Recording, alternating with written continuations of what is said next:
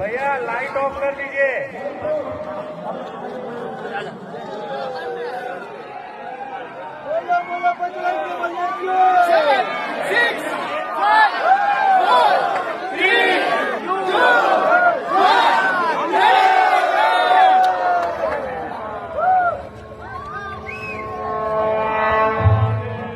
సర్వ మానవాళికి రక్షకుడు, మనకు కొండంత అండగా నిలిచేవాడు, మనసులో తలచిన వెంటనే గుండెల నిండా ధైర్యాన్ని నింపగలిగే మహాయోధుడు, అభయహస్తంతో ఎల్లవేళలా మనల్ని కాపాడే ఆ పవనపుత్రుడి ఇప్పుడు మనసారా స్తుతించుకుంటూ శ్రీ పంచముఖ ఆంజనేయ స్వామిగా అవతారమెత్తిన కథ దృశ్య రూపంలో తిలకిద్దాం రండి.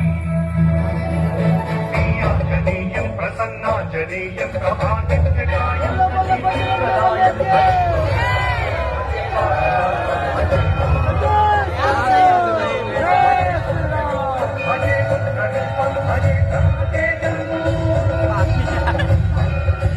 అది రామాయణ మహాయుద్ధం. శ్రీరామచంద్రుని సారథ్యం వానర సైన్యంతో విజృంభిస్తూ లక్ష్మణస్వామి తనతో పోరాటం చేస్తున్న రావణుడి కుమారుడు ఇంద్రజిత్ తలని బాణంతో ఒక్క వేటుతో వేరు చేశాడు. ఇంద్రజిత్ మరణ వార్త విన్న రావణుడు ఆవేశంతో ఊగిపోయాడు. ప్రతీకారం కోసం పాతాళ లోకాధిపతి తన సోదరుడు అయినటువంటి మహిరావణుడి సహకారం కోరాడు.